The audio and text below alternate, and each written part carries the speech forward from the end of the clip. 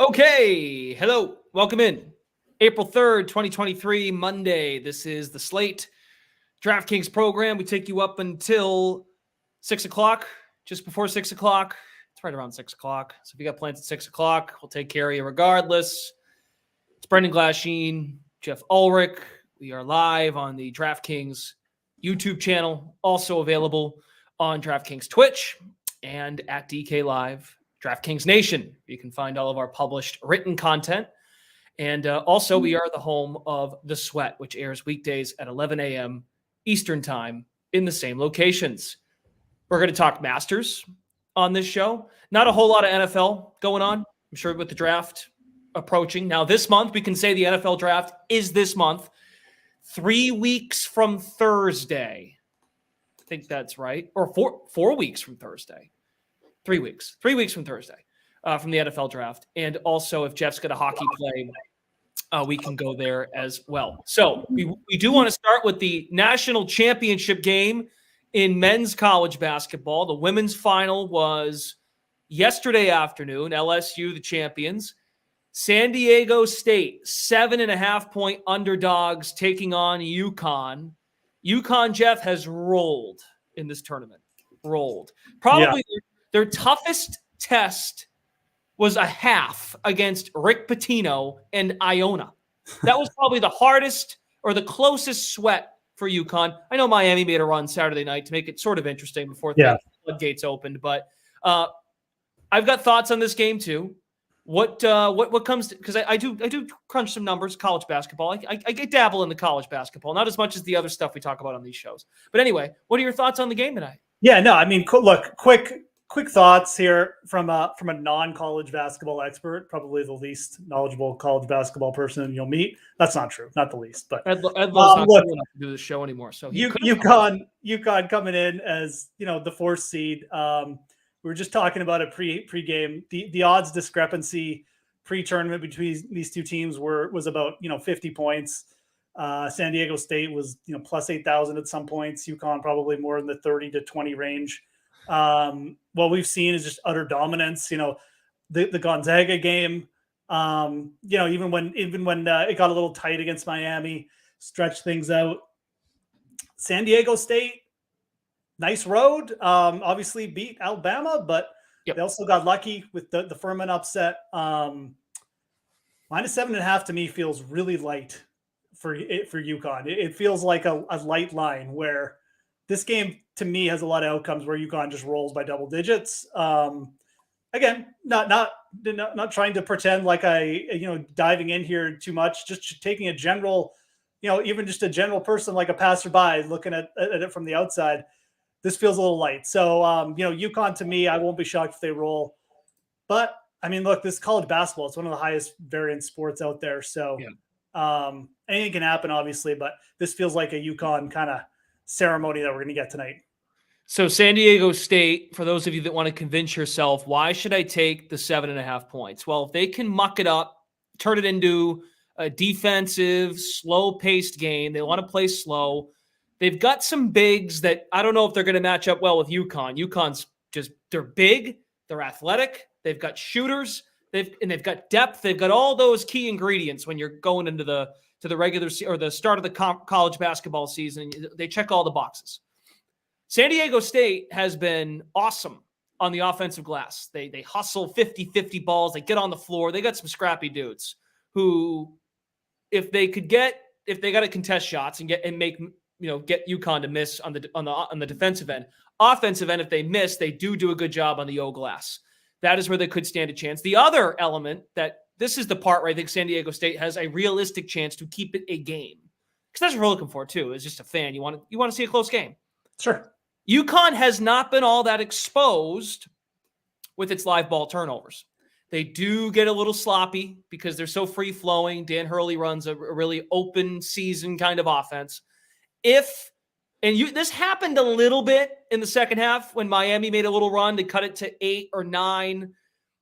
2 breakaway dunks or breakaway opportunities, 2-on-1. Miami got 4 quick, easy points. I think Hurley then called the timeout. Live ball turnovers have not been all that exploited on the UConn side. So that is an angle. That is a path for San Diego State to hang in this game. The other concerns with UConn, they had a player that was dealing with an illness in the Final Four. Sonogo is also observing Ramadan. That was something that came up as well. He said it's been difficult, but I watched Sonogo play, and he had no problem feasting. So in the paint. And for Miami, they've only got they have one real front court threat, and he got in foul trouble. Miami didn't have the depth, and they rely on their shooting. Like I said, San Diego State's got some big guys who can battle on the glass. Are they as skilled as UConn? No.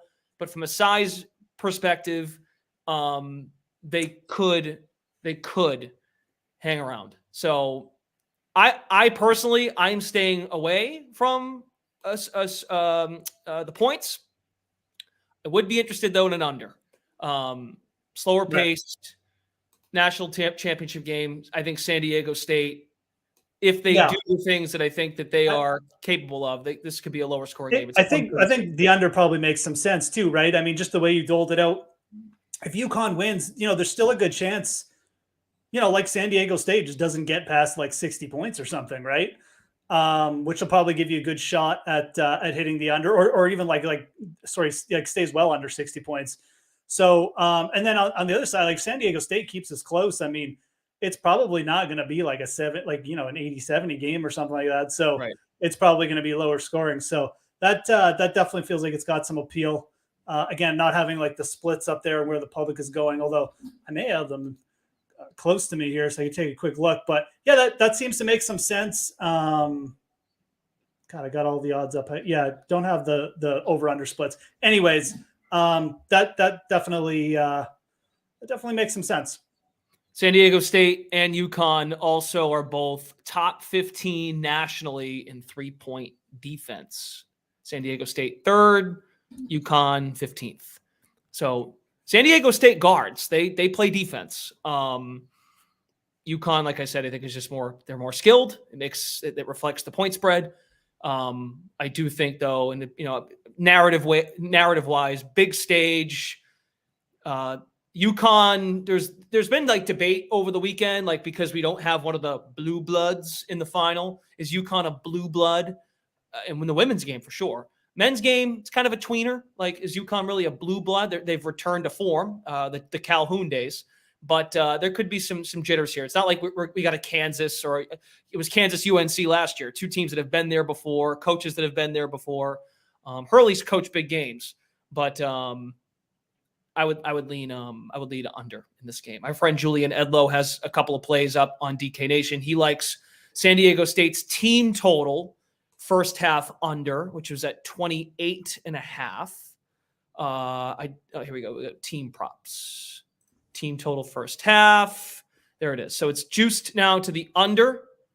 Edlow got it at -120. And then I don't get player props in mass, but I think he's on the Sonogo's the big fella inside for UConn. He's his rebounding total prop is set at 7.5. And I think he likes an over in that one. So you go check out Edlow's article. Edlow's also riding a UConn future. So he's not really totally fully invested in this game single-handedly. Well, he's invested in UConn, but he's not invested in the spread or the total as much. Okay, there's your basketball 5 minutes that we could spend some time on the game. Enjoy the game. Should be hopefully San Diego State makes it interesting. Masters week, Jeff. I know you'll be on shows all week. You'll be doing this Wednesday in this same time slot. We did a little Masters last week on this particular show on this particular day.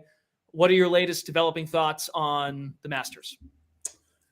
It's going to be a messy week. We got some serious weather to look forward to.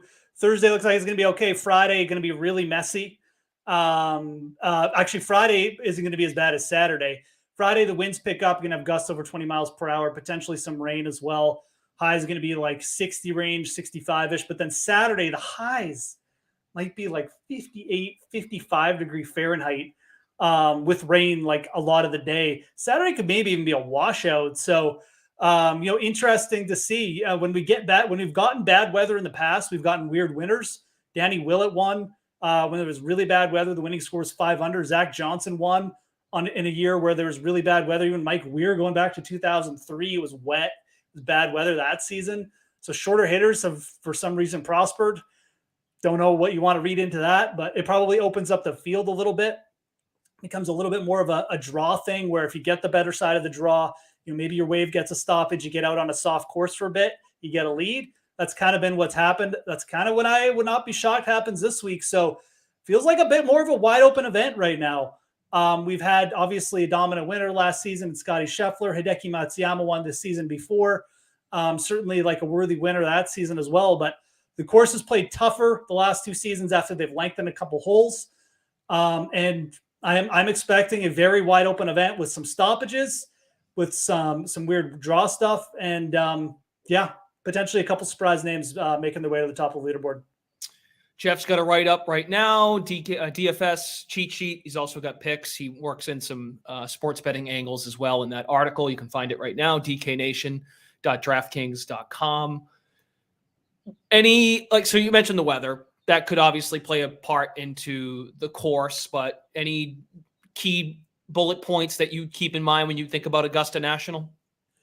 Yeah, so Augusta National, just, in terms of what you think, it's a super unique course, but, some of the fastest greens on tour, obviously. So, around the green, just extremely, extremely important.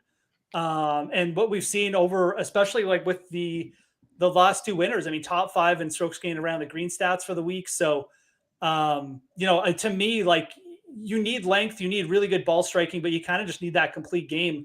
And what we've seen from the last 2 winners, Hideki came in, he's kind of always a good ball striker, but his around the green game was trending well. He put it all together that week. And then Scheffler, just super good at everything. And, really kind of just obviously dominated. But again, this is just not a course where you can come in and be like, oh yeah, week off the tee and just like light it up with the irons and maybe like sink some putts.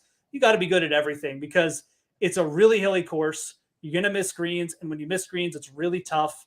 And, they've lengthened the course. They lengthened the course after 2020. A couple holes got lengthened. It just makes it tougher off the tee as well. So you don't necessarily need bombers off the tee. It's quite frankly, you don't need guys like hit at 350, but you need people who are consistently good off the tee. They can obviously get it out there a bit and then just really good in the rest of their game. Solid throughout the bag, basically. So it is a tough, unique course.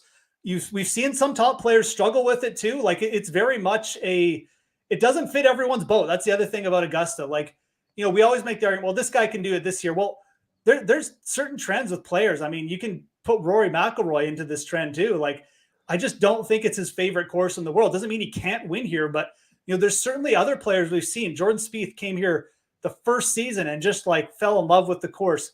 There's a lot of movement off the tee from right to left. If you have a draw, it just fits your eye better. And we've seen it with lefties too. Lefties who like to fade the ball in Phil and Bubba. So it's a very unique course.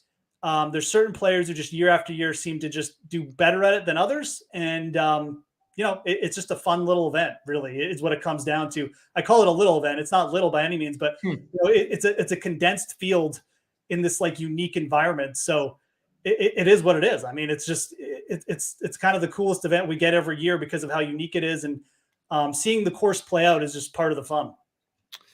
Rory was the runner-up last year to Scheffler, had a nice finish in 2011 until he kind of slipped down the stretch. As you noted, top 10 finisher better at Augusta for Rory McIlroy in 7 of the last 9 seasons, which now has me thinking from a top 10. Well, we don't have top 10s available right now. Oh, actually, yeah, we do right here. Sorry. Minus 125 right in front of me. Rory McIlroy, minus 125 to finish top 10. That feels like a fair, well, maybe beyond fair number based on his recent turn in the last decade. So as far as folks that you like, I'm reading here and you like the price seems right as well to you to take Tony Finau, who is priced at 8,900 in the DFS contest, and you like him as an outright plus 2,000.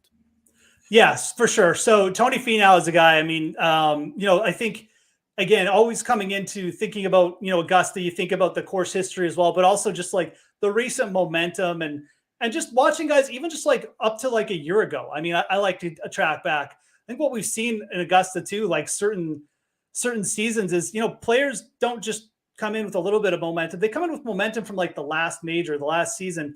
What we saw from Finau, 3 wins from July to November in 2022, really just boosted his game up, seemed to boost his confidence. You look sharper around the greens and with the putter as well. And Finau, to me, really hasn't done anything wrong to start 2023. He doesn't have a ton of top finishes if you just look at his scorecard, but he's gained over 3 strokes on approach in pretty much every start. He's had some monster weeks tee to green, and he's just playing very confident golf. It feels like he's just on cruise control, and he's kind of just waiting for this moment. And he's got 3 top 10 finishes at Augusta in 6 starts. He really likes bent grass greens. 3 of his 5 wins have come on bent grass greens. And I think that there's just a lot of upside left with Finau, and we just haven't seen it yet this season, and would not shock me if it came through here. Also think this is a player who's going to benefit from the weather. He plays well in windy conditions. He's big off the tee. So the changes to the course, I think long-term help him. I got a lot of love for Tony Finau. I wish the number was up at 28-1, which is what it was like a week ago. But I mean, you got to roll with your guys here. So if you can find a better number, do it. But Tony Finau is certainly a guy I bet in futures at 30-1 and 40-1 already. And I have no reason to go off him here. I think he's going to be involved this week. Where else might you be looking? I know from a value perspective, Tommy Fleetwood is someone else who jumps out to you. You scroll down. Fleetwood is an outright 55-1. Where else might you be looking? I mean, I really like the chances for Tommy Fleetwood for a lot of the reasons we just went over. I mean, you look at Tommy Fleetwood as a player too. His favorite shot is a draw. It's just to play like a baby draw. You look at what he hits, long irons, short irons. That's his thing. And what have we seen? Patrick Reed, Zach Johnson, players of that ilk, who play the same kind of shot as Tommy, really have success here. And Fleetwood, man, I mean, you put this guy in bad weather, and I mean, you're going to probably get him near the top of the leaderboard. His around the green game has been excellent over his last 3 or 4 starts. He's a player who's challenged in the Open numerous times in bad conditions. He's got 3 top 20s at this event and 7 career starts. He was 14th here last season. I think the conditions for Tommy Fleetwood make him a great outside target. You're getting 55-1. Again, it's not what it was like a week ago. It was probably 60-70-1, but Fleetwood is a guy who, if you said there's someone bigger than 50-1 to week, he would be at the top of my list. I think Fleetwood is someone we've seen contend in majors. He's ready. I really like his lead-in. He gained over 8 strokes tee to green at the Valspar. And I really like the players who played that event. I think that's just such a great lead up. It's a tough course. If you challenge there, I think that's just really good. We saw Patrick Reed challenge at the Valspar before winning. I want to say, no, I don't think Tiger did play it the year he won, actually. But, regardless, Reed did it. Spieth won at the Valspar the year before he won. So it's a good lead-up event. I like Fleetwood a lot this week for DFS too, 7,700. And it makes sense as well from a top 10 market perspective, plus 400. Yeah, I mean, look, Fleetwood was top 10 and I think 2 of the 4 majors, last season. It's not 5 majors. And this is kind of like the Barracuda Open, but no, Fleetwood definitely. Sorry. Jeez, my alarm going off for some reason. But no, Fleetwood, this is a player who's got 5 top 5 finishes in majors over his career. He was top 10 in at least 2 of the majors last season that I can remember of. I think it was 2 of 4. So this is a player who's just used to challenging in major championships. It's not going to be intimidating for him. And like I said, I think the conditions in the lead up for him are ideal this year. If he's ever going to make a run at this event, this is a very good year to do it. We'll take any questions you might have, feedback for what you might be looking at for the Masters. Is if you're eyeing a long shot for the coming weekend, what are the criteria? You mentioned you want to be good with the irons, and it's you said small, and that's not what you meant. You meant more so. There's a unique approach to Augusta National where if you're really reaching here to dabble in some long shots, where are you looking down the board? So, I mean, look, there's realistically, even with the bad weather, this is not a week where you want to be going and launching 5 or 6 bets on guys 100-1. Again, let's just look back at the people who have won this event. Sergio, even Sergio was 40-1 the year he won. Patrick Reed was 40-50-1. Dustin Johnson was the favorite. Scotty Scheffler was the favorite. Hideki was 40 or 50 to 1.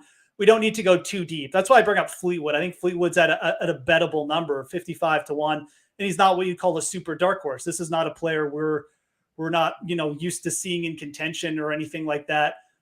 Certainly, like he's contended in majors before. So it wouldn't be that outlandish. Even Tiger, the year he won, he went off like 20-ish to 1. So I think he was actually shorter than that. But if you're looking back and you're looking down the board, you think realistically, who are some players that could potentially get in? I'll go to two younger South Korean players. Min Woo Lee is technically, like, we'll call him Australian. Min Woo Lee is 65 to 1, challenged at the Australian at the Players Open, Players Championship. It's called the Australian Championship. The Players Championship. He pushed Scotty Scheffler down the stretch. He's really talented. He's done well on other stages, like worldwide. I think Min Woo Lee is a player who was T14 at this event last season. He's got a lot of game. And again, he's good at everything. So if this gets a little bit nasty and the weather gets wild, he's a player like Fleetwood I think could thrive. So I like him. And then Siwoo Kim at plus 9,000. He's just super talented. And if his ball striking shows up this week, Siwoo Kim is not going to be intimidated. He's been more consistent off the tee this year too, which I think can really help him at Augusta, given just the length of the course now. His best finish here is 12th. I think he's like a better top 10 bet than necessarily to win. But, those are two players when I look down at odds that I'd consider. I'm really not looking any further than that. And neither should you really. You don't need to dabble on all these guys at plus 2,000. I don't know. Maybe Harris English shows up. Another guy's really talented around the greens. I guess maybe it's really crazy. A guy like Harris English could do it. But, other than Harris just throwing that out as kind of a random name, a guy I know can gain like 8 strokes putting any week. You don't really need to go too deep. So you should be staying at the top of the board. Adding a guy like Fleetwood or Min Woo Lee makes a lot of sense to me, but you want to get some money in on some of these top players. Jordan Spieth, Finau. I know some people like Justin Thomas as well. I don't necessarily hate that. I just would, again, we're not necessarily, I'm not trying to play like pick'em or like expert analysis here. You just need to play like the numbers game. We get a lot of big name winners here. You want to spread your units, allocate them across a couple different names, guys you like, and you want to see what happens. Maybe leave yourself a little bit of room for in-play stuff too, because it could get a little wild. There could be some draws where maybe one wave gets out in soft conditions and you can jump on a player there. So I like Spieth. I like Finau. If you want to go down the board a little bit from those guys, Colin Morikawa is at a very bettable number at plus 2,500 as well. A lot of different ways to play it. I'll do this. I'll throw out some names too that I kind of just don't like necessarily. I think Victor Hovland, really good top 20 bet, maybe even top 10, but I'm not going to bet him to win. The around the green game, I just don't think this is necessarily going to be his best chance. I see some people liking Cameron Young. I could see it, but again, another player, I just think there's better spots for him in terms of the major rotation. So probably, again, I'd probably rather bet Morikawa than Cameron Young.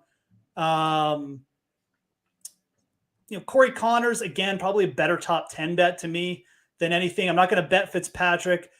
Tyrrell Hatton has played well in spots, but he had the weird hand thing at the match play, missed the cut last week at the Valero. I'd rather just bet Fleetwood. That's kind of where I stand with most of the field here. Will Zalatoris, another player I'm just kind of out on this week. Has dealt with some injury issues and just hasn't looked his usual self. So waiting till later in the season on Zalatoris to see what we can get. I know we've talked, you brought up the weather. It could be very messy.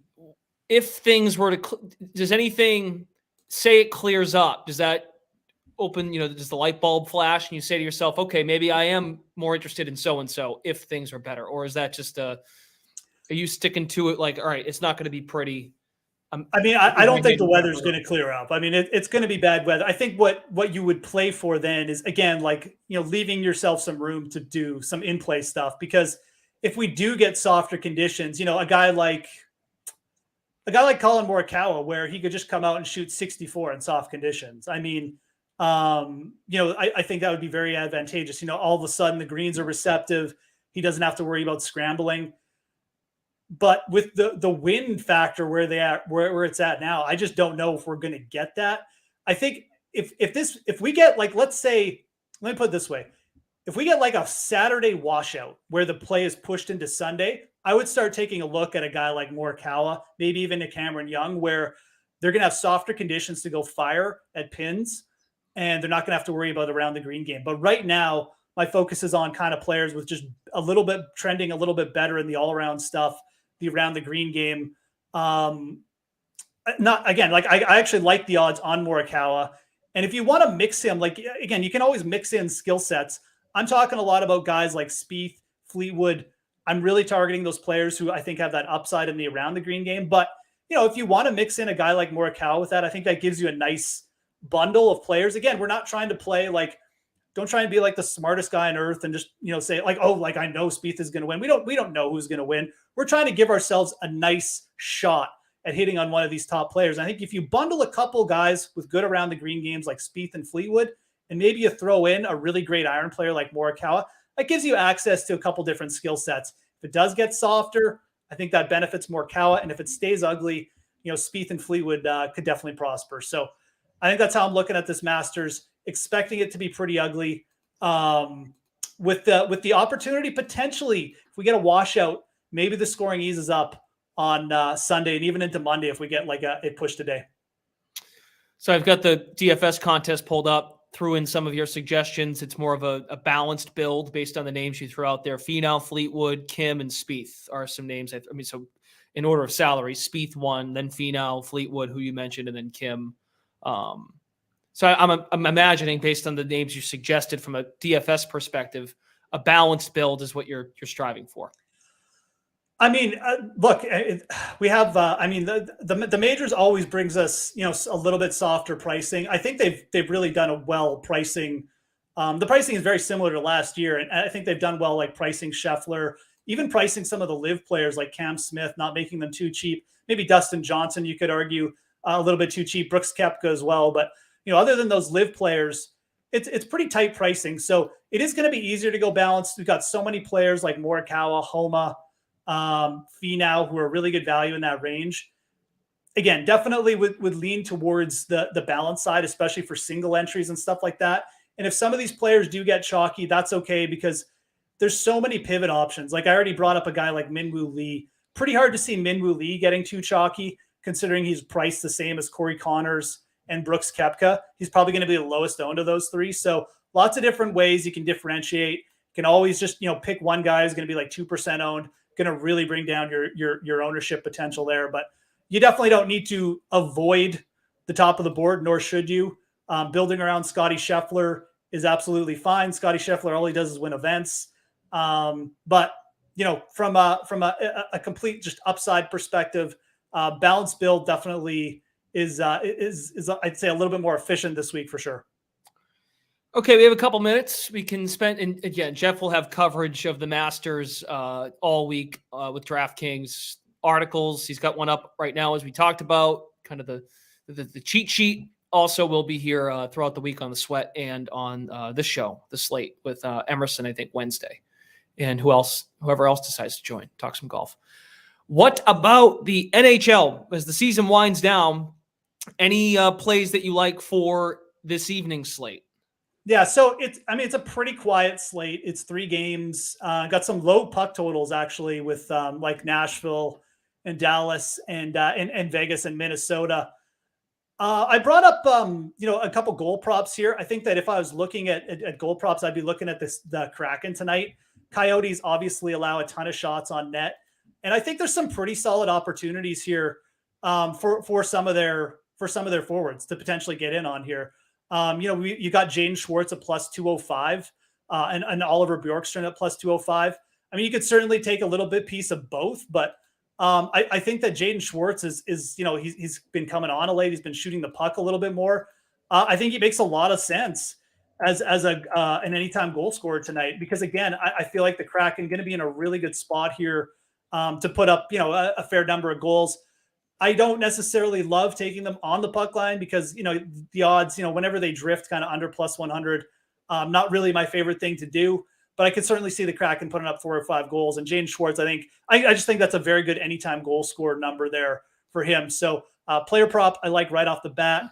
I have no problem going to Vegas as a road underdog here again. I can't remember their exact road record, but it's something like 21-7-6 on the year. Minnesota's a really good home team, but Kirill Kaprizov is out again. Vegas just beat Minnesota 4-1. They're pretty healthy up front. They've got a dominant center in Jack Eichel, who's going to be going up against what I call like a team that's weaker down the middle in Minnesota. I expect this game will be closer, but I mean, Vegas at plus 115 feels absolutely fine to me. So, it's probably going to be a bit of a tighter game, but I do like Vegas. I think they're really pushing for that number 1 spot as well. Obviously need to keep winning to lock that up. So Vegas plus 115, I think is absolutely fine. I don't have a hard take on Dallas, Nashville. I do believe Dallas can lock up a playoff spot tonight with a win. So I think taking them on the puck line is also something that I'd probably be okay doing. Vegas 24-7-6 away from Sin City this year. 23-15-1 at home. All right, we only have a few minutes. I'd like to circle back really quickly to it's still 7.5 on DraftKings, but if you look around, San Diego State and UConn, this number's coming down, folks. Seeing some 7s, some 6.5s. So I wonder, are the smart is there any injury news or that there's someone sitting out or anything like that? Or? I don't know. I don't think so. I'm getting a sense that maybe the money's coming in on interesting on UConn, coming on San Diego State now. That's what I'm starting. It could just be some sharp, some sharp movement, maybe feeling like the line is too big. Again, you're not talking to the basketball expert, but to me, I feels like from what we've talked about these two teams, UConn, they can kind of cover this game in a multitude of different ways. Even if San Diego State keeps it close, and you're talking like 6.5, 7 points now. Even just like a little run at the end, it feels like, that they could get there. And then there's also just the blow factor, which they've done a couple times. So kind of feels like to me, that's still the play, but interesting to see that movement. There's always, a little bit of movement in big games like this too. So I don't know. This is like my one college basketball pick of the season. I'm going with UConn. So there you go. It's the sharpest time, it's the sharpest market of the year, this game. Exactly. Right? Yeah. The only game left. And it got last year, Kansas and UNC, it came down to like a foot out of bounds for UNC to, I think UNC covered. I think it finished -4 and then Kansas won by 3. So they tend to know. They tend to get it by knowing. I mean, they get it right. The number's usually just about right. So keep an eye on that. Tip-off is not for another 3.5 hours. So 9:20 Eastern tip-off. My goodness. Criminal. Anyway, we have to go. Thanks to Jeff. Thanks to Cody, Eamon, behind the scenes for getting us up and running. Brendan Glasheen, the slate returns tomorrow night. And we also have the sweat coming your way at 11 a.m. Eastern time tomorrow. You all have a great night. Enjoy the hoops. Enjoy the hockey. More Masters coverage coming this week.